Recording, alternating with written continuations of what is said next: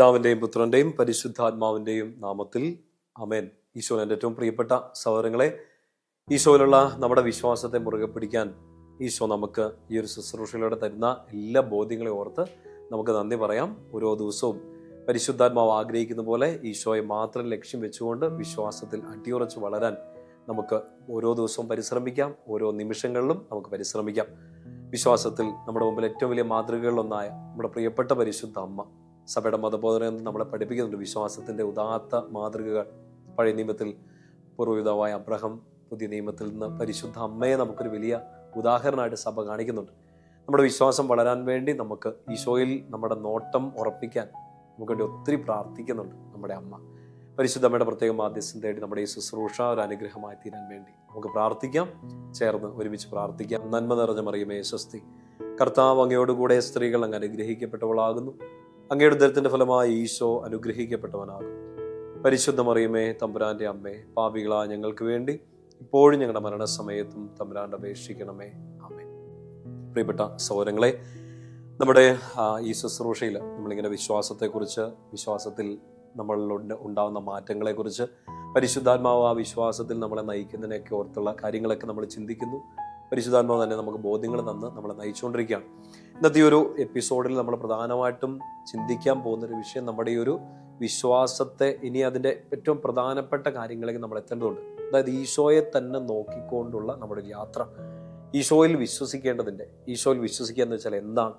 ഈശോയിൽ വിശ്വസിക്കുക എന്ന് വെച്ചാൽ അതിൻ്റെ ബാക്കിയുള്ള കാര്യങ്ങൾ എന്തൊക്കെയാണ്? എന്തുകൊണ്ട് ഈശോയെ തന്നെ വിശ്വസിക്കണം? പരിശുദ്ധ ത്രിത്വത്തെക്കുറിച്ചുള്ള കാര്യങ്ങളൊക്കെ നമുക്കറിയാം. വിശ്വാസ പ്രമാണത്തിലെ സംഹിതകൾ നമുക്കറിയാം. എന്തുകൊണ്ടാണ് ഈശോയിൽ വിശ്വസിക്കണം എന്നൊരു ഫോക്കസ് ചെയ്യുക? അപ്പോൾ അതിനെക്കുറിച്ച് നമ്മൾ ഈ ദിവസങ്ങളൊക്കെ, ഇനി വരുന്ന എപ്പിസോഡുകളിലൊക്കെ കുറച്ചുകൂടെ ഡീറ്റെയിൽഡ് ആയിട്ട്, കുറച്ചുകൂടെ ആഴത്തോടുകൂടി പഠിക്കും. തീർച്ചയായിട്ടും തുടക്കത്തിലൊക്കെ പറഞ്ഞ പോലെ തന്നെ നോട്ട്ബുക്കും പേനയും ബൈബിളും ഒക്കെ ആയിട്ടിരുന്ന് പ്രാർത്ഥിച്ചുകൊണ്ട് തന്നെ ഇത് പഠിക്കാൻ വേണ്ടിയിട്ട്, ഇത് വിശ്വാസത്തെ നമ്മൾ വളർത്താൻ വേണ്ടിയിട്ടൊക്കെ സ്വയം പരിശ്രമിക്കുക. ഒപ്പം തന്നെ നമ്മുടെ പ്രിയപ്പെട്ടവർക്ക് ഇതൊക്കെ പറഞ്ഞു കൊടുക്കുകയും ചെയ്യുക. പത്രോസ്ലീഹ, നമ്മുടെ പ്രിയപ്പെട്ട പത്രോസ്ലീഹ വിശ്വാസത്തെക്കുറിച്ച് പറയുമ്പോൾ നമ്മൾ കഴിഞ്ഞ എപ്പിസോഡുകളിലൊക്കെ ചിന്തിച്ചു. പത്രോസ്ലീഹയൊക്കെ പരിശുദ്ധാത്മാവ് നിറഞ്ഞെന്ന് വലിയ ധൈര്യത്തോടെ വിശ്വാസം പ്രഘോഷിച്ചത്, ഈശോയിലുള്ള വിശ്വാസം പ്രഘോഷിച്ചത്. പത്രോസ്ലീഹ തൻ്റെ ലേഖനത്തിലൂടെ അവതരിപ്പിക്കുന്ന ഒരു വിശ്വാസം കൂടെയുണ്ട്. രണ്ടും വ്യത്യാസമല്ല, പക്ഷെ ആ വിശ്വാസത്തിന്റെ ഒരു ആംഗിൾ, മറ്റൊരു ആംഗിളും കൂടെ പത്രോസ്ലീഹ കാണിക്കും. അത് ഈ സഹനങ്ങളെ അതിജീവിക്കുന്ന വിശ്വാസത്തെക്കുറിച്ച് പത്രോസ്ലീഹ പറയുന്നുണ്ട്. പത്രോസ്ലീഹയുടെ ഒന്നാമത്തെ ലേഖനം 1-ാം അധ്യായം അതിൻ്റെ 6ഉം 7ഉം വാക്യങ്ങൾ നമ്മളവിടെ ഇങ്ങനെ വായിക്കുക. 1 പത്രോസ് 1:6-7. അല്പകാലത്തേക്ക് വിവിധ പരീക്ഷകൾ നിമിത്തം നിങ്ങൾക്ക് വ്യസനിക്കേണ്ടി വന്നാൽ നിങ്ങൾ ആനന്ദിക്കുവിൻ. അതായത് നമുക്ക് ചില സഹനങ്ങൾ, വേദനകൾ, പ്രത്യേകിച്ച് ഈ വിശ്വാസത്തിന്റെ മേഖലയിൽ ഈശോയെ മുറുകെ പിടിക്കുന്നത് കൊണ്ട്, ഈശോയിലുള്ള വിശ്വാസം തള്ളിപ്പറയാത്തത് കൊണ്ട് പോലും നമുക്ക് വേദനകൾ ഉണ്ടാകും. പത്രോസ്ലീഹയ്ക്ക് ന്യായാധിപ സംഘത്തിന്റെ മുമ്പിൽ നിൽക്കുന്നത് നമ്മൾ കാണുന്നുണ്ട്. പീഡകൾ സഹിക്കേണ്ടി വന്നു. എന്നാൽ ഈ ക്രിസ്തുവിന്റെ നാമത്തെ പ്രതി പീഡകൾ സഹിക്കേണ്ടി വന്നതിൽ അവർ അഭിമാനിച്ചുകൊണ്ട് ആനന്ദത്തോടുകൂടി ന്യായാധിപ സംഘത്തിന്റെ മുമ്പിൽ നിന്ന് പുറത്തേക്ക് പോയി എന്നാണ് നമ്മൾ വചനത്തിൽ വായിക്കാം. ആ ബോധ്യത്തിൽ നിന്ന്, ആ ജീവിതാനുഭവത്തിൽ തന്നെയാണ് പത്രോസ്ലീഹ ഇങ്ങനെ ഈ സഹനത്തെ അതിജീവിക്കുന്ന വിശ്വാസത്തെക്കുറിച്ച് പറയുക. നമ്മളിപ്പോൾ നമ്മുടെ ജീവിത സാഹചര്യങ്ങളിൽ ചിലപ്പോൾ ഇങ്ങനെ വിശ്വാസത്തിന്റെ പേരിലൊക്കെ നമ്മുടെ ചോദ്യം ചെയ്യപ്പെട്ടിട്ടുണ്ടോ? ഈശോയിൽ വിശ്വസിക്കുന്നതിന്റെ പേരിലോ അത് പ്രഘോഷിക്കുന്നതിന്റെ പേരിലോ ഒക്കെ വേദന അനുഭവിക്കേണ്ടി വന്നിട്ടുണ്ടോ? അറിയില്ല. ഓരോരുത്തർക്കും ഓരോ സാഹചര്യങ്ങൾ വെച്ച് ഓർത്താൽ മതി. പക്ഷെ പത്രോസ്ലീഹയ്ക്കൊക്കെ പരിശുദ്ധാത്മാവ് കൊടുത്ത ഈ ആത്മധൈര്യത്തിൽ പ്രഘോഷം ആരംഭിച്ച ആദ്യ സമയം മുതൽ കിട്ടിയത് ഒരുപാട് സഹനങ്ങളായിരുന്നു. അപ്പൊ പത്രോസ്ലീഹയ്ക്ക് ഏറ്റവും എക്സ്പീരിയൻസ് ഉള്ളൊരു വിശ്വാസമാണ്. പ്രിയപ്പെട്ട സഹോദരങ്ങളെ, നമ്മളിപ്പോ ദേവാലയത്തിൽ വെച്ച് വിശ്വാസം പ്രഘോഷിക്കുന്ന പോലെയല്ല, വിശ്വാസം ഇല്ലാത്തൊരു കൂട്ടായ്മയുടെ മുമ്പിൽ ഈശോയിൽ ഞാൻ വിശ്വസിക്കുന്നു എന്ന് പറയും. ഈ വിശ്വാസത്തെ കളിയാക്കുന്നവരുടെ മുമ്പിൽ, ഈ ഫെയ്ത്തിനെ, റിലീജിയനെ, വിശ്വാസങ്ങളെ, ആരാധനാ രീതികളെയൊക്കെ കളിയാക്കുന്നവരെയോ പുച്ഛിക്കുന്നവരുടെ മുമ്പിൽ ഈ വിശ്വാസം ഏറ്റു പറയാന്ന് വെച്ചാൽ എളുപ്പമല്ല. പക്ഷെ പത്രോസ്ലീഹ നമ്മളോട് പറഞ്ഞു തരികയാണ്, ക്രിസ്തുവിനെ ഏറ്റവും കംഫർട്ടബിളായ സിറ്റുവേഷനിൽ ഞാൻ വിശ്വസിക്കുന്നു എന്ന് നമ്മുടെ ഒരു ബാക്ക്ഗ്രൗണ്ടിൽ നമുക്ക് കിട്ടിയൊരു ഫൗണ്ടേഷൻ അനുസരിച്ച് പറയുക എന്നുള്ളത് മാത്രമല്ല, ഈശോയുടെ കൂടെ അത്രയും കാലം നടന്ന പത്രോസ്ലീഹയ്ക്ക് കൈസറിയ ഫിലിപ്പിയിൽ വെച്ചത് പറയാൻ പറ്റിയെങ്കിൽ നമുക്ക് ഈ ബോധ്യങ്ങളും ഒക്കെ കിട്ടുന്നു, നമ്മളത് പ്രഖ്യാപിക്കുന്നു. അത് മാത്രം പോരാന്ന പത്രോസ്ലീഹ പറയുക, ഇപ്പുറത്തെ സൈഡിൽ നാളെ സഹനങ്ങൾ വരുമ്പോൾ നിങ്ങൾ ഈ വിശ്വാസം പ്രഖ്യാപിക്കുമോ? 6-ാമത്തെ വാക്യങ്ങനെയാണ്, അല്പകാലത്തേക്ക് വിവിധ പരീക്ഷകൾ നിമിത്തം നിങ്ങൾക്ക് വ്യസനിക്കേണ്ടി വന്നാലും നിങ്ങൾ ആനന്ദിക്കുക. എന്തിനാ ആനന്ദിക്കേണ്ടേ? 7-ാം വാക്യം, കാരണം അഗ്നിശോധനയെ അതിജീവിക്കുന്ന നശ്വരമായ സ്വർണത്തെക്കാൾ വിലയേറിയതായിരിക്കും പരീക്ഷകളെ അതിജീവിക്കുന്ന നിങ്ങളുടെ വിശ്വാസം. 2 വിശ്വാസം പത്രോസ്ലീഹ അവതരിപ്പിക്കുകയാണ്. ഒന്ന്, നിങ്ങൾക്ക് ഈശോയിൽ എപ്പോഴും വിശ്വാസം പ്രഖ്യാപിക്കാം. നമ്മുടെ പ്രാർത്ഥനാ കൂട്ടായ്മകളിൽ, നമ്മുടെ കുടുംബത്തിൽ ചിലപ്പോൾ ഏറ്റവും കംഫർട്ടബിൾ ആയ സിറ്റുവേഷനിൽ ഐ ബിലീവ് ഇൻ ജീസസ്, ഞാൻ ഈശോയിൽ വിശ്വസിക്കുന്നു എന്ന് പറയാം. പക്ഷെ ഇപ്പുറത്തെ സൈഡിൽ നിൽക്കുകയാണ് പരീക്ഷകളെ അതിജീവിക്കുന്ന വിശ്വാസം. പത്രോസിൽ പറയണത് എല്ലാ കാലത്തേക്കും ഉള്ളതല്ല. നിങ്ങൾക്ക് ഈ വിശ്വാസം ചോദ്യം ചെയ്യപ്പെടുന്നതോ, നിങ്ങൾ ഈ വിശ്വാസത്തിന്റെ പേരിൽ കളിയാക്കപ്പെടുന്നതോ, ഈ വിശ്വാസത്തെ നിങ്ങളുടെ ഉള്ളിൽ തന്നെ സംശയങ്ങൾ വരുന്നതോ, ഇത് അല്പകാലത്തേക്കാണ്, ഒരു പരീക്ഷണമാണ്. ആ പരീക്ഷണത്തെ അതിജീവിച്ചാൽ ഒരു സ്വർണത്തെക്കാൾ മാറ്റേറിയതായിരിക്കും, തിളക്കമേറിയതായിരിക്കും പരീക്ഷണങ്ങളെ അതിജീവിച്ച, അഗ്നിശോധനയെ അതിജീവിച്ച സ്വർണത്തെക്കാൾ മാറ്റേറിയതായിരിക്കും നിങ്ങളുടെ വിശ്വാസം. എന്നുവെച്ചാൽ ഒരു സ്ട്രോങ്ങർ ഫെയ്ത്ത്, ഒരു better level of belief faith ഉണ്ട്. അത് നല്ലതാണ് എന്ന് പത്രോസ് അവതരിപ്പിക്കുകയാണ്. നിങ്ങൾ ഈ വിശ്വാസം ഏറ്റു പറഞ്ഞാലും പ്രൊക്ലെയിം ചെയ്താലും സൈലന്റ് ആയിട്ടിരുന്നാലും സഹനങ്ങളുണ്ടാവും. പക്ഷെ അവിടെയാണ് ഈ സഹനത്തിനിടയ്ക്ക് വിശ്വാസം പ്രഖ്യാപിക്കുന്ന ഒരാൾക്ക് കിട്ടുന്ന ഒരു സാമീപ്യമുണ്ട്. ഞാൻ വിശ്വസിക്കുന്ന ദൈവത്തിന്റെ സാന്നിധ്യം എനിക്ക് കിട്ടുകയാണ്. വിശ്വാസം ഉള്ള ഒരാൾക്കുള്ള സഹനവും വിശ്വാസം ഇല്ലാത്ത ഒരാൾക്കുള്ള സഹനം എന്ന് വെച്ചാൽ രണ്ടുപേർക്കും ഉണ്ട് സഹനങ്ങൾ. വിശ്വാസം ഇല്ലാത്ത ഒരാൾ ആ സഹനങ്ങളിൽ ഒറ്റയ്ക്കാണ്. എന്നാൽ ഈശോയിൽ വിശ്വസിക്കുന്ന ഒരാൾ സഹനത്തിൽ ഒറ്റയ്ക്കല്ല. ഒരു ഇമ്മാനുവൽ പ്രസൻസ്, എപ്പോഴും ദൈവം എൻ്റെ കൂടെ ഉണ്ടെന്നുള്ള ഒരു ബോധ്യം വിശ്വസിക്കുന്ന ഒരാൾക്ക് മാത്രം കിട്ടുന്ന ഒരു ഗിഫ്റ്റാണ്. നമ്മുടെ പ്രിയപ്പെട്ട ബെനഡിക്റ്റ് പാപ്പയുടെ ലേഖനങ്ങൾ സമാഹരിച്ചുകൊണ്ട് എഴുതിയ അനേകം പുസ്തകങ്ങളുണ്ട്. അതിനകത്ത് ഒരു പുസ്തകമാണ്, എൻ്റെ കാതലായ അംശങ്ങളിലേക്ക് അടങ്ങുന്നില്ല. എൻ്റെ ടൈറ്റിൽ ഇങ്ങനെയാണ്, with God you are never Elon. മലയാളത്തിലേക്ക് തർജ്ജമ ചെയ്താൽ ഏകദേശം ഇങ്ങനെയാണെന്ന് വെച്ചാൽ, ദൈവത്തിൻ്റെ കൂടെ ആയിരിക്കുന്നയാൾ ഒരിക്കലും ഒറ്റയ്ക്കായി പോകില്ല. നിങ്ങൾ ദൈവത്തിൻ്റെ കൂടെ ആയാലും, നിങ്ങൾ ഈശോയെ വിശ്വസിച്ചാലും ഇല്ലേലും, മുമ്പേ പറഞ്ഞ പോലെ വേദനകളും പരീക്ഷണങ്ങളും ഒക്കെ ഉണ്ടാകും. പക്ഷെ with God you are never alone. പ്രത്യേകിച്ച് നമ്മുടെ ഏകാന്തതകളിൽ, നമ്മുടെ വേദനകളിൽ, നമ്മുടെ പരീക്ഷണങ്ങളിൽ കർത്താവ് കൂടെയുള്ളവൻ ഒരിക്കലും ഒറ്റയ്ക്കായി പോകില്ല. ഒരു ഇമ്മാനുവൽ പ്രസൻസ് സഹനങ്ങളിൽ ഒരാൾക്ക് കിട്ടും. നമ്മുടെ പ്രിയപ്പെട്ട യോഹന്നാൻ സ്ലീഹ പറയുന്ന ഒരു കാര്യമുണ്ട്. 1 യോഹന്നാൻ 4-ാമത്തെ അധ്യായത്തിൽ അതിൻ്റെ 15-16 വാക്യങ്ങൾ, 1 John chapter 4 verses 15 and 16, അവിടെ യോഹന്നാൻ സ്ലീഹ പറഞ്ഞിരുന്ന സുന്ദരമായ ഒരു കാര്യമാണ്. 15-ാമത്തെ വാക്യം ഇങ്ങനെയാണ്, യേശു ദൈവപുത്രനാണെന്ന് ഏറ്റു പറയുന്നവനിൽ ദൈവം വസിക്കുന്നു. ഏറ്റു പറയാന്ന് വെച്ചാൽ നമ്മൾ മുമ്പേ നമുക്ക് മനസ്സിലായിട്ടുണ്ടല്ലോ, ഈ ഈശോയിൽ വിശ്വസിച്ചാൽ മാത്രമല്ല എനിക്കത് ഏറ്റു പറയാൻ പറ്റുള്ളൂ. യേശു ദൈവപുത്രനാണെന്ന് ഏറ്റു പറയുന്നവനിൽ, അഥവാ വിശ്വസിക്കുന്നവനിൽ ദൈവം വസിക്കുന്നു, അവൻ ദൈവത്തിലും വസിക്കുന്നു. 16-ാം വാക്യം കൂടെ ശ്രദ്ധിക്കണം. ദൈവത്തിന് നമ്മോടുള്ള സ്നേഹം നാം അറിയുകയും അതിൽ വിശ്വസിക്കുകയും ചെയ്തിരിക്കുന്നു. ദൈവം സ്നേഹമാണ്, സ്നേഹത്തിൽ വസിക്കുന്നവൻ ദൈവത്തിലും ദൈവം അവനിലും വസിക്കുന്നു. അപ്പൊ അത് ഏറ്റവും ഒരു വിശ്വാസിക്ക് കിട്ടുന്ന ഏറ്റവും വലിയ അനുഗ്രഹത്തെക്കുറിച്ച് യോഹന്നാൻ സ്ലീഹ പറഞ്ഞു തരികയാണ്. ഞാൻ ഈശോയിൽ വിശ്വസിച്ചാൽ, ഞാൻ ഈശോയെ പ്രഖ്യാപിച്ചാൽ, ഈശോ ദൈവപുത്രനാണെന്ന് പ്രഖ്യാപിക്കുകയും വിശ്വസിക്കുകയും ചെയ്താൽ ദൈവം അവനിൽ വസിക്കുന്നു, അവൻ ദൈവത്തിലും വസിക്കുന്നു. നാം മുമ്പേ പറഞ്ഞ with God you are never Elon. ഞാൻ ഈശോയിൽ വിശ്വസിക്കുന്നുണ്ടെങ്കിൽ ഞാൻ ഒറ്റയ്ക്കായി പോകാൻ ഈശോ അനുവദിക്കുന്നില്ല. ഇമ്മാനുവൽ പ്രസൻസ്, ദൈവം കൂടെ നിൽക്കുന്ന ഒരു അനുഭവം എനിക്ക് കിട്ടുന്നത് ഞാൻ ഈശോയിൽ വിശ്വസിക്കുമ്പോൾ മാത്രമാണ്. ആ വചനം ഒന്നുകൂടെ ശ്രദ്ധിക്കുക. യേശു ദൈവപുത്രനാണെന്ന് ഏറ്റു പറയുന്നവനിൽ ദൈവം വസിക്കുന്നു, അവൻ ദൈവത്തിലും വസിക്കുന്നു. ഒരു കമ്പനി, ഒരു ബന്ധം ഒറ്റയ്ക്ക് സഹിക്കേണ്ടി വരില്ല.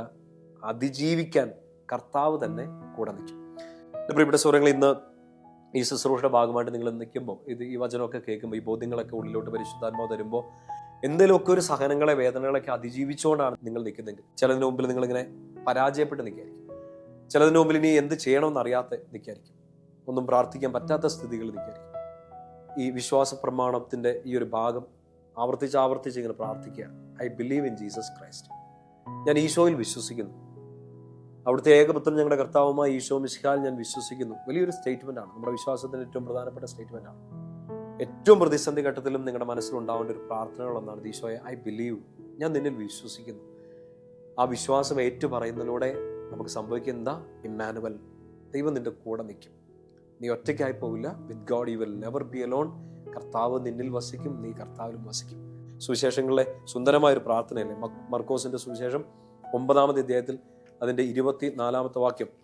തൻ്റെ മകന്റെ സൗഖ്യത്തിനു വേണ്ടി പ്രാർത്ഥിക്കുന്ന ആ അപ്പൻ ഇങ്ങനെ ഒരു പ്രാർത്ഥന നടത്താണ്. അത് ആ ആൾക്ക് വേണ്ടി മാത്രമുള്ളതല്ല, നമുക്ക് എല്ലാവർക്കും വേണ്ടിയുള്ള ഒരു പ്രാർത്ഥനയാണ്. 9:24 മർക്കോസ്. ഉടനെ കുട്ടിയുടെ പിതാവ് വിളിച്ചു പറഞ്ഞു, ഞാൻ വിശ്വസിക്കുന്നു, എൻ്റെ അവിശ്വാസം പരിഹരിച്ചെന്നെ സഹായിക്കണമേ. എന്താ വെച്ചാൽ എനിക്ക് ചില സമയത്ത് ചിലപ്പോൾ എനിക്കും നിങ്ങൾക്കും എല്ലാം ചിലപ്പോൾ സഹനങ്ങൾ ഏറി വരുമ്പോൾ ഈ അപ്പൻ മകന്റെ പൈശാചിക ബാധ സൗഖ്യപ്പെടാൻ വേണ്ടി, അതിൽ നിന്ന് അവൻ രക്ഷപ്പെടാൻ വേണ്ടിയിട്ടാണ് പ്രാർത്ഥിക്കുക. ഈശോ ചോദിക്കുന്നുണ്ട്, നീ നിനക്ക് വിശ്വസിക്കുന്നുണ്ടോ? പറ്റുമോ? എനിക്കിത് ചെയ്തു തരാൻ പറ്റുമെന്നോ, അല്ലെങ്കിൽ ഇവിടെ ഒരു അത്ഭുതം നടക്കുന്നൊക്കെ നീ വിശ്വസിക്കുന്നുണ്ടോ? അയാൾ പറയുന്നുണ്ട്, ഞാൻ വിശ്വസിക്കുന്നു, എൻ്റെ അവിശ്വാസം പരിഹരിച്ച് എന്നെ ഒന്ന് സഹായിക്കണേ. പ്രിയപ്പെട്ട സഹോദരങ്ങൾ, നമ്മൾ ഇപ്പൊ എത്രയോ വചനങ്ങൾ കേട്ടാലും, എത്രയോ ധ്യാനങ്ങൾ കൂടിയാലും, എത്രയോ ബൈബിളിലെ വചനങ്ങളൊക്കെ കാണാപ്പാടം പഠിച്ചാലും, റിയൽ ലൈഫ് സിറ്റുവേഷനിൽ ഒരു യുദ്ധക്കളത്തിൽ നിൽക്കുന്ന സമയത്ത് ഈ വിശ്വാസം ചോദ്യം ചെയ്യപ്പെടാം അല്ലേ? കർത്താവ്, ഞാൻ ഇത്രയും പ്രാർത്ഥിച്ചിട്ട്, ഞാൻ ഇത്രയും സഭയോട് ചേർന്ന് നിന്നിട്ട്, ഞാൻ ഇത്രയും വിശുദ്ധ ഗ്രന്ഥം കൈപ്പിടിച്ചിട്ട്, ഈ ശുശ്രൂഷകളുടെയൊക്കെ ഭാഗമായി ഞാൻ നിന്നിട്ട്, എനിക്ക് താങ്ങാൻ പറ്റുന്നതിനെക്കാട്ട് അപ്പുറമൊക്കെ സഹനമൊക്കെ ആണല്ലോ ഈശോയെ വരുന്നത്. I can't believe sometimes. നീ ഇവിടെ ഉണ്ടെന്ന് എനിക്കറിയാം ഈശോയെ. പക്ഷെ ഇങ്ങനൊരു സാഹചര്യത്തിൽ ഞാൻ ഇങ്ങനെ ഒഴുകി ഒഴുകി ഒഴുകി ഒരു പിടി കിട്ടാതെ ഇങ്ങനെ ഒഴുകിക്കൊണ്ടിരിക്കുകയാണ്. എനിക്കറിയില്ല ഈശോ ഇത് എങ്ങോട്ടാണ് പോകുന്നതെന്ന്. നമ്മളൊക്കെ ചിലപ്പോൾ ആകുലപ്പെട്ടുണ്ടാകാം, സങ്കടപ്പെട്ടുണ്ടാകാം. ഈ ഒരു അപ്പനെ പോലെ നമുക്ക് പറയണം, ഈശോയെ, എനിക്കിത് എവിടെ എത്തിപ്പോകാൻ പോകുന്നതെന്ന് അറിയില്ല, ഇതെന്താണ് ഇതിന്റെ റിസൾട്ട് എന്ന് അറിയാൻ പോകുന്നില്ല, ഇതിനെ എനിക്ക് അതിജീവിക്കാൻ പറ്റുമെന്ന് എനിക്ക് അറിഞ്ഞൂടാ. പക്ഷെ ഞാൻ വിശ്വസിക്കുന്നു, നീ എൻ്റെ കൂടെ ഉണ്ടെന്ന് ഞാൻ വിശ്വസിക്കുന്നു. അപ്പോഴും എൻ്റെ ഉള്ളിലൊരു അവിശ്വാസമുണ്ട്, അതങ്ങ് പരിഹരിച്ച് എന്നെ ഒന്ന് സഹായിക്കണമേ. പ്രിയപ്പെട്ട സഹോദരങ്ങളെ, നിങ്ങൾ ഇന്ന് കടന്നു പോകുന്ന ഏത് ബുദ്ധിമുട്ടിലും, ഇതിപ്പോൾ അച്ഛൻ ഇന്ന് ഇരുന്ന് നിങ്ങളെ പഠിപ്പിച്ചുകൊണ്ടിരിക്കുന്ന, പറഞ്ഞു തരുന്ന കുഞ്ഞു കുഞ്ഞു കാര്യങ്ങളിൽ, ഓരോ ജീവിത സാഹചര്യത്തിലും, പ്രത്യേകിച്ച് പത്രോസിലെ പറഞ്ഞ പോലെ പരീക്ഷകളെ അതിജീവിക്കുന്ന ചില സിറ്റുവേഷനിൽ ഈ ബോധ്യങ്ങൾ പരിശുദ്ധാത്മാവ് നിങ്ങൾക്ക് വീണ്ടും വീണ്ടും തെളിയിച്ചു തരട്ടെ എന്ന് പ്രാർത്ഥിക്കുകയാണ്. ലൂക്കാ സുവിശേഷത്തിൽ ഇതിനോട് ചേർന്ന് വായിക്കാവുന്ന ഒരു വചനമുണ്ട്. ലൂക്കാ 17 അതിന്റെ 5-ാമത്തെ വാക്യം. ഈ വിശ്വാസം വർദ്ധിക്കാൻ വേണ്ടിയിട്ട് ഇങ്ങനെ ചോദിക്കുന്നില്ലേ? അപ്പസ്തോലന്മാർ തന്നെ ചോദിക്കല്ലേ? ലൂക്കാ 17:5. അപ്പോൾ അപ്പസ്തോലന്മാർ കർത്താവിനോട് പറഞ്ഞു, ഞങ്ങളുടെ വിശ്വാസം വർദ്ധിപ്പിക്കണമേ, ഇൻക്രീസ് അവർ ഫെയ്ത്ത്. ഞങ്ങൾക്കിപ്പോൾ വിശ്വാസമുണ്ട്, പക്ഷെ അത് വർദ്ധിക്കണം. ഇത് പോരാ. ഈ ഞങ്ങൾക്ക് സഹനങ്ങൾ വരുമ്പോൾ, ഈശോയെ നിന്റെ കൂടെ നിൽക്കുമ്പോഴോ ദേവാലയത്തിൽ നിൽക്കുമ്പോഴോ ഉള്ള വിശ്വാസമല്ല, പരീക്ഷകളെ അതിജീവിക്കാൻ പറ്റുന്ന ഒരു വിശ്വാസം നീ ഞങ്ങൾക്ക് തരണമേ. ലൂക്കാ സുവിശേഷം 22-ാമത്തെ അധ്യായത്തിൽ 31-32 വാക്യങ്ങൾ ഈശോ തന്നെ ഇവരുടെ സിറ്റുവേഷൻ മനസ്സിലാക്കിക്കൊണ്ട് പത്രോസിനോട് പറയുന്ന ഒരു കാര്യമുണ്ട്. ശിമയോൻ, ഇതാ സാത്താൻ നിങ്ങളെ ഗോതമ്പ് പോലെ പാറ്റാൻ ശ്രമിച്ചു, എന്നാൽ നിന്റെ വിശ്വാസം ക്ഷയിക്കാതിരിക്കാൻ ഞാൻ നിനക്ക് വേണ്ടി പ്രാർത്ഥിച്ചു എന്നാണ് ഈശോ പറയും. നീ പോയിട്ട് ഇനി നിന്റെ സഹോദരങ്ങളെ ശക്തിപ്പെടുത്തണം. അപ്പൊ ഈശോ ശരിക്കും പത്രോസിലേക്ക് വേണ്ടി, അപ്പസ്തോലന്മാർക്ക് വേണ്ടി, അപ്പസ്തോലന്മാർ പ്രാർത്ഥി, ഞങ്ങളുടെ വിശ്വാസം വർദ്ധിപ്പിക്കണമേ. ഈ ഒരു പരീക്ഷണം വരുന്നു. ഈശോ പുതിയ ഉടമ്പടിയെ കുറിച്ചൊക്കെ പറയുന്നു, വിശുദ്ധ കുർബാന സ്ഥാപിക്കുന്നു. ഇനി ആ ഒറ്റുകൊടുക്കലിന്റെ ഒക്കെ സമയങ്ങളൊക്കെ ഉണ്ട്. നിങ്ങളുടെ വിശ്വാസം ചോദ്യം ചെയ്യപ്പെടാൻ പോകുന്ന സമയം വരുവാണ്. നിങ്ങളുടെ കൂടെ ഇത്രയും നേരം നിന്ന ഞാൻ പോലും നിങ്ങളുടെ അടുത്തുനിന്ന് മാറിപ്പോയോ എന്ന് ഇനി ഈശോയെ ഒരിക്കലും കാണാൻ പറ്റില്ലേ എന്നുള്ള ഭയം മാനുഷികമായിട്ട് ഈ ശിഷ്യന്മാരെ ബാധിക്കാൻ ഇനി മണിക്കൂറുകളേ ഉള്ളൂ. പരീക്ഷണത്തിന്റെ ഏറ്റവും വലിയ ആ രാത്രിയിലേക്ക് എത്തിപ്പോവാണ്.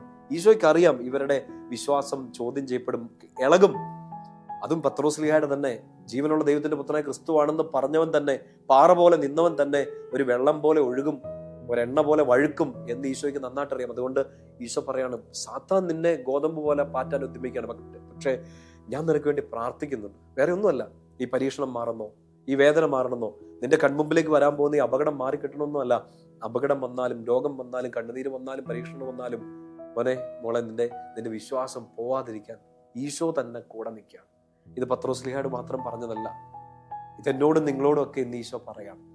പത്രോസ്ലീഹ പറഞ്ഞു, നീ പിടിച്ചു നിൽക്കണം, എന്നിട്ട് നീ നിന്റെ സഹോദരങ്ങളെ ശക്തിപ്പെടുത്തണം. പ്രിയപ്പെട്ട സഹോദരങ്ങളെ, അതുകൊണ്ട് തന്നെ ആയിരിക്കില്ലേ പത്രോസ്ലീഹ ലേഖനത്തിൽ എഴുതി വെച്ചത്, ഈ വിശ്വാസമല്ല, ഈ ഒരു സൈഡ് ഓഫ് ഫെയ്ത്ത്, ഈ ഒരു ആംഗിൾ ഫെയ്ത്ത് മാത്രമല്ല, ഇപ്പുറത്തെ സൈഡിൽ വിശ്വാസത്തിന്റെ മറ്റൊരു മാനമുണ്ട്. എന്താണത്? സഹനത്തെ അതിജീവിക്കുന്ന, പ്രതികൂല സാഹചര്യങ്ങളെ ചാടിക്കടക്കുന്ന, തീച്ചൂളെ കൂടെ ചാടിക്കേറി വരുന്ന ഒരു വിശ്വാസം. കാരണം അത് പത്രോസ്ലീഹ അനുഭവിച്ചു. ഒരു തീയുടെ ചൂടിനേക്കാൾ അധികം തീ പൊള്ളിക്കുന്ന രീതിയിൽ വിശ്വാസം ചോദ്യം ചെയ്യപ്പെട്ടു.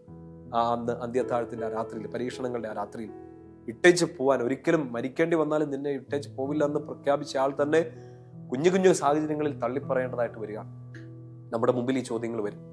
നമ്മൾ കാറ്റഗിസം നന്നായിട്ട് പഠിച്ചു, ഈശോയെ കുറിച്ച് കൂടുതൽ അറിയാൻ ശ്രമിക്കുന്നു, പ്രാർത്ഥിക്കാൻ ശ്രമിക്കുന്നു, കൂടുതൽ ബൈബിൾ വചനങ്ങൾ ധ്യാനിക്കാൻ ശ്രമിക്കുന്നു, ഈശോയോട് ചേർന്ന് നിന്ന് വിശുദ്ധിയിൽ ജീവിക്കാൻ ശ്രമിക്കുന്നു. പക്ഷെ പരീക്ഷണങ്ങൾ ഉറപ്പാണ്. ഇവിടെയാണ് നമ്മുടെ വിശ്വാസം ചോദ്യം ചെയ്യപ്പെടുക. ചിലപ്പം ഞാൻ ആരെയായി മുറുകെ പിടിച്ചേ, എന്നെ പറ്റിച്ചോ? ജെറമ്യാ പ്രവാചകനൊക്കെ ഇങ്ങനെ പ്രാർത്ഥിക്കുന്നില്ലേ? പ്രവാചകനെ പിടിച്ച് കിണറ്റിലേക്ക് ഇടുന്ന സമയത്ത്, കർത്താവേ നീ എന്നെ പറ്റിച്ചോ, നീയും കൂടെ എന്നെ വഞ്ചിച്ചോ? പക്ഷെ ആ ദൈവം പോലും കൈവിട്ടു എന്ന് തോന്നിപ്പോയ സമയത്തും ജെറമ്യാ പ്രവാചകൻ പറയുന്നുണ്ട്, ഞാൻ എൻ്റെ അസ്ഥികളിൽ നിന്ന് അസ്ഥികളിൽ അഗ്നി സൂക്ഷിക്കുന്ന പോലെയാണ്. ഞാൻ നിന്നെ വിശ്വസിക്കാതിരുന്നാൽ, ഞാൻ നിന്നെക്കുറിച്ച് പ്രഘോഷിക്കാതിരുന്നാൽ, അങ്ങൻ്റെ വലതുവശത്തുണ്ട്, ഞാൻ ഇട്ടേച്ച് പോവില്ല, ഞാൻ തോറ്റു പോവില്ല എന്ന് യെരമ്യാ പ്രവാചകൻ പറയുന്നുണ്ട്. എൻ്റെ പ്രിയപ്പെട്ട സഹോദരങ്ങളെ, നമ്മൾ ഈ ഫെയ്ത്ത്, നമ്മളിലുള്ള ഈശോയിലുള്ള വിശ്വാസമൊക്കെ അതിനെക്കുറിച്ചൊക്കെ പഠിക്കാനും ഇമ്പ്രൂവ് ചെയ്യാനൊക്കെ ശ്രമിക്കുമ്പോൾ എപ്പോഴും ഓർക്കേണ്ടതാണ്, നമ്മൾ നിലത്ത് നിന്നുകൊണ്ടാണ് ഈ വിശ്വാസത്തെക്കുറിച്ച് പഠിക്കുന്നത്. സ്വർഗത്തിൽ നിന്ന് തൂങ്ങിക്കിടന്നുകൊണ്ടല്ല, ഒരു വള്ളിമേൽ ഞാന്ന് കിടന്നുകൊണ്ടല്ല നമ്മൾ ഈ വിശ്വാസത്തെക്കുറിച്ച് പഠിക്കുന്നത്. എയറിൽ നിന്നുകൊണ്ടല്ല പഠിക്കുന്നത്, നിലത്ത് കാലൂന്ന് നിന്ന് ഈ ഭൂമിയിൽ ചവിട്ടി നിന്നുകൊണ്ട് തന്നെയാണ് വിശ്വാസത്തെക്കുറിച്ച് പഠിക്കുക. അതുകൊണ്ട് ഒത്തിരി തത്വങ്ങളോ വലിയ തിയോളജിയോ നമുക്ക് മനസ്സിലാവുന്നില്ലാത്തതോ ചിലപ്പോൾ മനസ്സിലായതോ കാര്യങ്ങളോ ഒക്കെ ആയിരിക്കും കേൾക്കുന്നത്. നമുക്കിത് ഗ്രൗണ്ട് ലെവലിൽ നിന്നുകൊണ്ട് നിലത്ത് നിന്ന് ജീവിത സാഹചര്യങ്ങളിൽ, പ്രത്യേകിച്ച് ഈ പരീക്ഷണങ്ങളെ അതിജീവിക്കുന്ന സിറ്റുവേഷനിൽ വിശ്വാസം പ്രഖ്യാപിക്കാൻ വേണ്ടിയിട്ട് നമുക്ക് പരിശ്രമിക്കണം. ഈ വിശ്വാസത്തെക്കുറിച്ച് പറഞ്ഞു തരുമ്പോൾ തീർച്ചയായിട്ടും നിങ്ങളുടെ കയ്യിൽ, നിങ്ങളുടെ വീട്ടിലും ഒക്കെ ആയിട്ട് തീർച്ചയായിട്ടും സൂക്ഷിക്കേണ്ട ഒരു പുസ്തകമാണ്. വിശ്വാസത്തിന്റെ വർഷം പ്രഖ്യാപിച്ചപ്പോൾ നമ്മുടെ പ്രിയപ്പെട്ട ബെനഡിക്റ്റ് പാപ്പ പറഞ്ഞാണ്, എല്ലാ ഭവനങ്ങളിലും ഉണ്ടായിരിക്കണം ഒരു കാറ്റഗിസം, സഭയുടെ മതബോധന ഗ്രന്ഥം എല്ലാ വീടുകളിലും ഉണ്ടായിരിക്കണം. ഇന്ന് ഒരു 2 കൊട്ടേഷൻസ് അല്ലെങ്കിൽ 2 പോയിന്റുകൾ മാത്രം വിശ്വാസത്തെ സംബന്ധിച്ച്, പരീക്ഷണങ്ങളെ അതിജീവിക്കുന്ന വിശ്വാസത്തെക്കുറിച്ച് മാത്രമല്ല, ശരിക്കും ഇനി നമ്മൾ വരുന്ന എപ്പിസോഡുകളിലൊക്കെ കുറച്ചുകൂടെ കോറായിട്ട്, കുറച്ചുകൂടെ ഡീപ്പായിട്ട് ആ വിശ്വാസത്തിന്റെ മേഖലകൾ, നമ്മുടെ വിശ്വാസ പ്രമാണത്തിന്റെ ഭാഗങ്ങളൊക്കെ ഒന്ന് ചിന്തിച്ചു. ഈശോയിലുള്ള വിശ്വാസത്തിന്റെ കുറച്ച് കാര്യങ്ങൾ, അതിൽ വളരെ പ്രധാനപ്പെട്ട ഒരു കാര്യമാണ് എന്താണ് ഈ വിശ്വാസം എന്ന് സഭ നമുക്ക് ഔദ്യോഗികമായിട്ട് പഠിപ്പിച്ചിരുന്ന ഒരു കാര്യമുണ്ട്. അത് ഈ കത്തോലിക്ക സഭയുടെ മതബോധന ഗ്രന്ഥത്തിൽ 142 143 കാറ്റഗിസം 142 143 നിങ്ങളുടെ കയ്യിൽ വീട്ടിലൊക്കെ ഉണ്ടെങ്കിൽ അത് തീർച്ചയായിട്ടും എടുത്തൊന്ന് ഉപയോഗിക്കണം കേട്ടോ. 142 ഖണ്ഡിക പോയിന്റിൽ ഇങ്ങനെ പറയുക: അദൃശ്യനായ ദൈവം വെളിപാടിലൂടെ തന്റെ സ്നേഹത്തിന്റെ തികവിൽ നിന്ന് മനുഷ്യരോട് സ്വമിത്രങ്ങളെ പോലെ സംഭാഷിക്കുന്നു. അതായത് വിശ്വാസം എന്താണെന്ന് സഭ നമുക്ക് പഠിപ്പിച്ചു തരാം. നല്ല ശ്രദ്ധയോടെ ഇതൊന്ന് മനസ്സിലാക്കണമേ. വിശ്വാസം എന്നത് വലിയ കുറെ ഡീപ്പായ അല്ലെങ്കിൽ വലിയ കുറെ പോയിന്റുകളെ കുറിച്ചല്ല സഭ പറയുക. വിശ്വാസം ബേസിക്കലി എന്താണ്? ഇത് ഇനീഷ്യേറ്റ് ചെയ്യുന്നത്, ഇത് തുടങ്ങുന്നത് തന്നെ നമ്മുടെ കർത്താവാണ്. ഈശോയാണ് നമുക്കിത് തുടങ്ങി തരുന്നത്. എങ്ങനെ തുടങ്ങുക? സ്നേഹനിധിയായ ദൈവം വെളിപാടുകളിലൂടെ സ്വന്തം കൂട്ടുകാരോടെന്ന പോലെ അവിടെ നമ്മളോട് ഇങ്ങനെ സംസാരിക്കാൻ തുടങ്ങുന്നു. സോ വിശ്വാസത്തിന്റെ ആദ്യത്തെ പടി അതാണ്, കർത്താവ് സംസാരിക്കുന്നു എന്നുള്ളതാണ്. എനിക്ക് എൻ്റെ ഉള്ളിൽ, നിങ്ങളുടെ ഉള്ളിൽ വിശ്വാസം വളരണമെങ്കിൽ ആദ്യത്തെ സ്റ്റെപ്പ് എന്താണ്? എന്നോട് കൂട്ടുകാരനോടെന്ന പോലെ, കൂട്ടുകാരിയോടെന്ന പോലെ, മക്കളോടെന്ന പോലെ എന്നോട് സ്നേഹത്തോടെ സംഭാഷണം നടത്തുന്ന, എനിക്ക് സ്വയം വെളിപ്പെടുത്തി തരുന്ന ദൈവത്തെ ശ്രവിക്കാൻ ഞാൻ ഹൃദയം തുറന്നു കൊടുക്കുക. 142 പാരഗ്രാഫ് ഈ പോയിന്റ് ആരംഭിക്കുന്നത് എങ്ങനെയാണ്? ദൈവം തന്റെ സ്നേഹത്തിന്റെ തികവിൽ നിന്ന് തന്റെ മക്കളോട്, തന്റെ പ്രിയപ്പെട്ടവരോട് സംസാരിക്കുന്നു. സോ എനിക്ക് ഒരു മൊമെന്റിൽ നമ്മളിപ്പോ തോന്നുകയാണ്, എനിക്ക് വിശ്വാസമില്ല, എനിക്ക് ദൈവത്തിൽ വിശ്വാസമില്ല, അതൊക്കെ കാലഹരണപ്പെട്ടതാണ്, ഒഴിവാക്കേണ്ടതാണ്, ഇപ്പൊ വിശ്വാസം കൊണ്ടൊക്കെയാണ് ജീവിക്കേണ്ടത്. ഈ ചോദ്യങ്ങളൊക്കെ നമ്മുടെ ഉള്ളിൽ ഒരു പ്രശ്നമായിട്ട് വരുമ്പോൾ നമ്മൾ നിരസിക്കുന്നത്, എനിക്ക് വിശ്വാസമില്ല, ഞാൻ വിശ്വസിക്കുന്നില്ല എന്ന് പറഞ്ഞാൽ ഞാൻ നിരസിക്കുന്നത് ദൈവത്തിലുള്ള വിശ്വാസം മാത്രമല്ല, എന്നോട് സംസാരിക്കാൻ ആഗ്രഹിക്കുന്ന ദൈവത്തെ, എന്നോട് മകനോട്, മകളോട്, മക്കളോട്, സഹോദരങ്ങളോട്, കൂട്ടുകാരോട് എന്ന പോലെ എന്നോട് അത്ര ഹൃദയത്തോട് സംസാരിക്കാൻ ആഗ്രഹിക്കുന്ന ദൈവത്തെ തന്നെയാണ് ഞാൻ തിരസ്കരിക്കുക. ഐ ഡു നോട്ട് ബിലീവ്, അല്ലെ ഞാൻ വിശ്വസിക്കുന്നില്ല എന്ന് പറയുന്നത് ഒരു മതത്തിൽ വിശ്വസിക്കുന്നില്ലെന്നോ ഈശോയിൽ വിശ്വസിക്കുന്നില്ലെന്നോ, ഈ സഭ പഠിപ്പിച്ചെന്ന കാര്യങ്ങൾ, ഈശോ എന്ന ഏക സത്യ ദൈവത്തെ, എൻ്റെ രക്ഷകനെ ഞാൻ വിശ്വസിക്കുന്നില്ല എന്ന് മാത്രമല്ല, സ്നേഹത്തോടെ എന്നോട് സംസാരിക്കാൻ ആഗ്രഹിക്കുന്ന ഒരാളെ I reject. I do not want him. എനിക്ക് അങ്ങനെ ഒരാളെ വേണ്ട എന്ന് ഞാൻ തീരുമാനിക്കുന്നതാണ് അവിശ്വാസം. വിശ്വാസവും അവിശ്വാസവും തമ്മിലുള്ള ഒത്തിരി എക്സ്പ്ലനേഷൻ നമ്മൾ കേട്ടിട്ടുണ്ട്. പക്ഷെ ഇത് ബേസ് ലെവലിൽ നിന്നുകൊണ്ട് ഇത് മനസ്സിലാക്കി, നിന്നോട് സംസാരിക്കാൻ ആഗ്രഹിക്കുന്ന ഈശോയെ നീ വേണ്ടാന്ന് വെക്കുക. പ്രത്യേകിച്ച് ഓർക്ക്, പ്രതികൂല സാഹചര്യങ്ങളിൽ നമ്മൾ ആ സമയങ്ങളൊക്കെ ഈ വേദനകളെക്കുറിച്ച്, ഈ സങ്കടങ്ങളെക്കുറിച്ചൊക്കെ പഴി പറഞ്ഞുകൊണ്ട്, പരാതി പറഞ്ഞുകൊണ്ട്, പരിതപിച്ചുകൊണ്ട് ഇരുന്നിട്ടുണ്ടെങ്കിൽ സംസാരിക്കുന്ന ദൈവത്തെ കേൾക്കാൻ പറ്റാണ്ട്. ഈ സഹനത്തിലൂടെ കർത്താവിന് നിന്നോട് എന്താ പറയാനുള്ളത്? ഈ സഹനത്തിലൂടെ എന്താണ് കർത്താവ് അപ്പുറത്തെ സൈഡിൽ ഒരു നന്മ ഒരുക്കുന്നത്? സ്വരം കേട്ടില്ലെങ്കിൽ, കർത്താവിന്റെ സ്നേഹം സ്വീകരിക്കാൻ റെഡി ആയില്ലെങ്കിൽ ഈ സഹനത്തെ നമ്മളൊരു ശാപമായിട്ട് എടുക്കും. കർത്താവ് അനുവദിച്ച സഹനങ്ങളെ പോലും അതിന്റെ അർത്ഥം പിടികിട്ടാതെ നമ്മൾ ആ സഹനത്തിൽ തകർന്നു പോകും. എന്നാൽ കർത്താവിന്റെ സ്വരം കേൾക്കാൻ തയ്യാറായാൽ, കർത്താവ് അനുവദിച്ച സഹനങ്ങളിലൂടെ ഈ സ്വർണത്തെക്കാൾ, പൊന്നിനേക്കാൾ, തങ്കത്തെക്കാൾ മാറ്റേറിയ, വെണ്മയേറിയ, തിളക്കമാർന്ന, മൂല്യമേറിയ ഒരു വിശ്വാസ ജീവിതത്തിലേക്ക് കർത്താവ്, അടുത്തൊരു ലെവലിലേക്ക് കർത്താവ് നമ്മളെ ഉയർത്തും. കൃത്യമായിട്ട് കർത്താവിന്റെ സ്വരം കേൾക്കാൻ തയ്യാറായാൽ. കാരണം ബോധ്യം നമുക്ക് തരിക, നമ്മളോട് സംസാരിക്കുന്നു. എന്നിട്ട് ഇതിന്റെ തുടർന്നുള്ള വാക്യങ്ങൾ ഇങ്ങനെയാണ്: തന്റെ സൗഹൃദ വലയത്തിലേക്ക് അവരെ ക്ഷണിക്കേണ്ടതിനും സ്വീകരിക്കേണ്ടതിനുമായി അവിടുന്ന് അവരുടെ ഇടയിൽ ചരിക്കുന്നു. അപ്പൊ എന്തിനാണ് കർത്താവ് എന്നോട് സംസാരിക്കുന്നത്? എടാ, നീ ഇന്നു മുതൽ വിശ്വാസിയാകും, എടി നീ ഇന്നു മുതൽ വിശ്വസിച്ചു തുടങ്ങും, ഇങ്ങനെ പറഞ്ഞ് നമ്മുടെ മേലേക്ക് ഒരു ഫോഴ്സ് വെക്കുകയല്ല, പിന്നെ ഒരു ഫോഴ്സ് വെച്ച് നമ്മളിങ്ങനെ ബലപ്പെടുത്തി വിശ്വസിപ്പിക്കുകയല്ല. കർത്താവ് ചെയ്യുന്നത് എന്താണ്? ചിലപ്പോൾ നമ്മുടെ വീടുകളിൽ നിന്ന്, നമ്മുടെ ഗുരുക്കന്മാരിൽ നിന്നൊക്കെ ചിലപ്പോൾ ഇങ്ങനെ ഒരു ശാസന കിട്ടുന്നുണ്ടോ, വിശ്വസിക്കുക ഇല്ലെങ്കിൽ ശരിയാവില്ല, ഈ വിശ്വാസം ഇല്ലാണ്ട് ഇങ്ങനെ നടന്നാൽ ശരിയാവുമോ, ഇങ്ങനെയൊക്കെയാണോ, പിന്നെ ഇങ്ങനെ ഒരു കുടുംബത്തിൽ ജനിച്ചിട്ട് ചിലപ്പോൾ നമ്മുടെ മേലെ ഈ ഫോഴ്സ് ചെയ്യപ്പെടും വിശ്വാസം. അത് നിലനിൽക്കില്ല. നമുക്ക് തന്നെ അറിയാലോ. നിങ്ങൾ പ്രത്യേകിച്ച് ഒരു ചെറുപ്പക്കാരി നിങ്ങളിങ്ങനെ ഒരു വിശ്വാസത്തിന്റെ മേഖലയിൽ ഒരു ചാഞ്ചാട്ടത്തിലാണെങ്കിൽ എവിടെയെങ്കിലും വെച്ച് ഇങ്ങനെ അനുഭവം ഉണ്ടായത്, നമ്മുടെ മേലെ അടിച്ചേൽപ്പിക്കപ്പെട്ട വിശ്വാസം, ഇങ്ങനെ ചെയ്തില്ലേ ശരിയാവില്ല, അല്ലെങ്കിൽ ഇത് ഇതിന്റെ ഒരു ഭാഗമല്ലേ, അടിച്ചേൽപ്പിക്കുന്ന വിശ്വാസമെല്ലാം ചെറിയൊരു അടി കിട്ടുമ്പോഴത്തേനും ഒഴുകിപ്പോകും. എന്നാൽ യഥാർത്ഥത്തിലുള്ള വിശ്വാസം ആര് തരുന്നതാണ്? ഈശോ നേരിട്ട് തരുന്നത്. അത് ഈശോയിൽ നിന്ന് തന്നെ സ്വീകരിക്കണം. സൗഹൃദത്തോടെന്ന പോലെ, കൂട്ടുകാരോടെന്ന പോലെ സംസാരിക്കുന്ന ഒരു ദൈവം ചുമ്മാ മിണ്ടിയ വിശ്വാസം തരിക മാത്രമല്ല, തൻ്റെ സൗഹൃദ വലയത്തിലേക്ക് അവരെ ക്ഷണിക്കേണ്ടതിനും ഒപ്പം തന്നെ സ്വീകരിക്കേണ്ടതിനും. എന്ന് വെച്ചാൽ എന്നോട് ഈശോ നിങ്ങളോട് ഈശോ ഓടി വന്നിട്ട് നീ എന്നെ വിശ്വസിക്കുക എന്ന് പറയല്ല. He's inviting. സോ വിശ്വാസം ഒരു ഇൻവിറ്റേഷനാണ്. വിശ്വാസം ഒരു ക്ഷണമാണ്. ക്ഷണം എന്ന് വെച്ചാൽ നീ വരണം എന്ന് ഈശോ ആഗ്രഹിച്ചുകൊണ്ട് നിന്നെ സ്നേഹത്തോടെ വിളിക്കുന്ന ഒരു പ്രക്രിയയാണ് വിശ്വാസത്തിന്റെ ആദ്യത്തെ പടി. നമുക്കതിനെ മറ്റൊരു വാക്കി വിളിക്കാം, വെളിപാട്, റെവലേഷൻ. God reveals himself. ദൈവം തന്നെ വെളിപ്പെടുത്തുന്നു. എങ്ങനെ? പ്രകൃതിയിലൂടെ, വചനത്തിലൂടെ, സംഭവങ്ങളിലൂടെ, മനസാക്ഷിയിലൂടെ, ഓരോ ദിവസവും മറിച്ചു നോക്കുന്ന ബൈബിൾ വചനങ്ങളിലൂടെ, ജീവിതം നിന്റെ മുമ്പിൽ കർത്താവ് ഒരുക്കി വെക്കുന്ന അനുഭവങ്ങളിലൂടെ. Is trying to communicate to you. നിന്നോട് സംസാരിക്കാൻ ഈശോ ആഗ്രഹിക്കുന്നുണ്ട്. ഇതിപ്പോ നീ വേദനയിലായാലും നീ ആനന്ദത്തിലായാലും ഈശോ നിന്നോട് സംസാരിക്കാൻ ആഗ്രഹിക്കുന്നുണ്ട്. അതിന് നീ കൊടുക്കുന്ന പ്രത്യുത്തരമാണ് വിശ്വാസം. So faith is an answer to God's revelation. നിന്നോട് സ്നേഹത്തോടെ സംസാരിക്കാൻ ആഗ്രഹിക്കുന്ന ദൈവത്തോടുള്ള നിന്റെ സ്നേഹത്തോടുള്ള അക്സെപ്റ്റൻസിന്റെ പേരാണ് വിശ്വാസം. അപ്പൊ ആ വിശ്വാസമാണ് ബേസ്. അത് കഴിഞ്ഞിട്ടാണ് ബാക്കി നമ്മൾ ആരിൽ വിശ്വസിക്കുന്നു, എന്തിലൊക്കെ വിശ്വസിക്കുന്നു, എന്തൊക്കെയാണ് വിശ്വാസത്തിന്റെ സൈഡ് ബൈ കാര്യങ്ങൾ, ഇനി വരാനുള്ള കാര്യങ്ങൾ എന്തൊക്കെയാണ്. ഇതൊക്കെ നമ്മൾ ആ ഒരു മേഖലയിലോട്ടൊക്കെ എത്തുന്നത് ആദ്യമേ എൻട്രി ലെവലിൽ റെഡിയാക്കാം, ഫൗണ്ടേഷൻ റെഡിയാക്കാം. ഫൗണ്ടേഷൻ പിടികിട്ടി എന്ന് കരുതുന്നു. 142 പാരഗ്രാഫ് മാത്രം ഒന്ന് ശാന്തമായിട്ടിരുന്ന് വായിച്ച് ധ്യാനിച്ചാൽ തന്നെ നമുക്ക് പിടികിട്ടും. എന്നോട് സ്നേഹത്തോടെ സംസാരിക്കുന്ന ഈശോ എന്തിനാ എന്നോട് സംസാരിക്കുന്നത്? അവന്റെ സ്നേഹ വലയത്തിലേക്ക്, കൂട്ടായ്മയിലേക്ക്, സൗഹൃദത്തിലേക്ക് എന്നെ ക്ഷണിക്കാനും ഒപ്പം തന്നെ ഞാൻ എസ് പറയുമ്പോൾ, ഞാൻ ആമേൻ പറയുമ്പോൾ, ഈശോ ഞാൻ റെഡിയാണെന്ന് പറയുമ്പോഴത്തേനും സ്വീകരിക്കാനും കൂടെ ഈശോ വന്ന് നിൽക്കുകയാണ്. അതിനുവേണ്ടി കർത്താവ് ചെയ്യുന്ന എന്താ നോക്കിക്കേ, സ്വീകരിക്കേണ്ടതിനുമായി അവിടുന്ന് അവരുടെ ഇടയിൽ ചരിക്കുന്നു. He's moving. എൻ്റെ ജീവിതത്തിന്റെ ഓരോ ദിവസങ്ങളിലും ഈശോ എൻ്റെ കൂടെ നടക്കുകയാണ്, എന്നോട് സംസാരിച്ചുകൊണ്ട്. എനിക്ക് ബിലീവ് ചെയ്യാൻ, എനിക്ക് ഈശോയെ ട്രസ്റ്റ് ചെയ്യാൻ, എനിക്ക് ഈശോയെ വിശ്വസിക്കാൻ വേണ്ടി ഓരോ അവസരങ്ങളിലൂടെ കർത്താവ് സംസാരിക്കുക. ഏറെ പ്രത്യേകമായിട്ട് എൻ്റെ പ്രിയപ്പെട്ട സഹോദരങ്ങളെ, ഇന്ന് നമ്മൾ പറഞ്ഞുകൊണ്ടിരുന്ന വിഷയം സഹനങ്ങളിൽ. He's trying to communicate. ഈ സഹനങ്ങൾ വരുന്ന സമയത്തും ഈശോ ചെയ്യുന്നത് ഇതേ കാര്യമാണ്. ഈ സഹനങ്ങളിലൂടെ, ഈ സഹനം ഒരു വെളിപാടാക്കി മാറ്റി നിന്നോട് സംസാരിക്കാൻ ആഗ്രഹിക്കുക. നീ ഒറ്റയ്ക്കല്ലെന്ന് പറയാൻ ആഗ്രഹിക്കുക. അതിനിടയ്ക്ക് നീ മറ്റു സ്വരങ്ങൾ കേൾക്കാൻ പോകല്ല, സങ്കടങ്ങൾ കേൾക്കാൻ പോകല്ല, സ്വന്തം മനസ്സിനെ കുത്തി നോവിക്കല്ല, ഇരുട്ടിലേക്ക്, നിരാശയിലേക്ക്, ഡിപ്രഷനിലേക്ക് പോകല്ല. എന്തുകൊണ്ട് ഈ സഹനം? എന്തുകൊണ്ട് ഈ വേദന? എന്തുകൊണ്ട് ഈ കുറവുകൾ? എന്തുകൊണ്ട് പിന്നെയും വേദന എന്ന് പറഞ്ഞ് പരാതിപ്പെടുകയല്ല. ശാന്തമായിട്ടിരിക്കുക. നിന്റെ ഇടയിൽ ഈ സൗഹൃദത്തിലേക്ക്, സ്നേഹത്തിലേക്ക് നിന്നെ വിളിച്ച് നിന്റെ കൂടെ നടക്കുന്നു. അവൻ അവരുടെ ഇടയിൽ ചരിക്കുന്നു. ആ ഈശോയെ തിരിച്ചറിയാൻ പറ്റണം. ഇമ്മാനുവൽ, ദൈവം നമ്മോട് കൂടെ. ഉൽപ്പത്തി പുസ്തകം 28-ാം അധ്യായത്തിൽ അതിന്റെ 15-ാമത്തെ വാക്യത്തിൽ യാക്കോബിന് കർത്താവ് കൊടുക്കുന്ന ഒരു വലിയ പ്രോമിസ് നമ്മൾ കാണുന്നില്ലേ? യാക്കോബേ, ഞാൻ നിന്റെ കൂടെയുണ്ട്. നീ പോകുന്നിടത്തെല്ലാം ഞാൻ നിന്റെ കൂടെ കാണും. നിന്നോട് പറഞ്ഞതെല്ലാം പൂർത്തിയാക്കുന്നതുവരെ ഞാൻ നിന്നെ കൈവിടില്ല. പ്രോമിസാണ്. യാക്കോബ് ഒരു നദീതീരത്ത് കിടന്നുറങ്ങുമ്പോൾ കാണുന്ന ഒരു സ്വപ്നത്തിലാണ് ഈ ഒരു ദൈവസ്വരം കേൾക്കാൻ പറ്റുന്നത്. Jacob believed it. യാക്കോബ് അത് ബിലീവ് ചെയ്തു, വിശ്വസിച്ചു.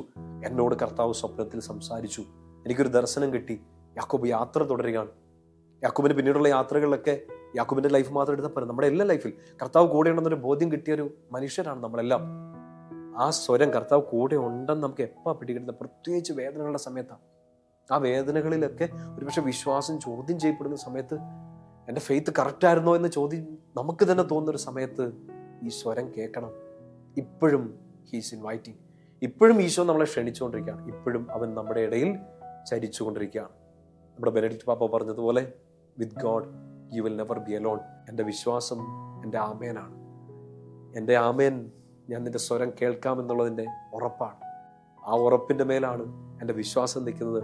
ആ വിശ്വാസത്തിലാണ് ഞാനിനി മുന്നോട്ട് പോകാൻ പോകുന്നത്. പ്രിയപ്പെട്ട സഹോദരങ്ങളെ, വിശ്വാസം എന്നാൽ പ്രത്യുത്തരമാണ്, ഒരു ഈശോയ്ക്ക് കൊടുക്കുന്ന ഒരു മറുപടിയാണ്, ഒപ്പം തന്നെ ഈശോയുടെ മുമ്പിൽ ഒരു സമർപ്പണമാണ്. ഈ സഹനങ്ങളിൽ, വേദനകളിലൊക്കെ എല്ലാത്തിനും അതിജീവിച്ച് മുന്നോട്ട് പോകാൻ കർത്താവിൻ്റെ സഹായം നിങ്ങൾക്ക് കൂടെ ഉണ്ടാവട്ടെ. നമുക്ക് പരസ്പരം പ്രാർത്ഥിക്കാം. കർത്താവിൻ്റെ കൃപ നമ്മളെ മുന്നോട്ട് നയിക്കും. പിതാവിൻ്റെയും പുത്രൻ്റെയും പരിശുദ്ധാത്മാവിൻ്റെയും നാമത്തിൽ ആമേൻ.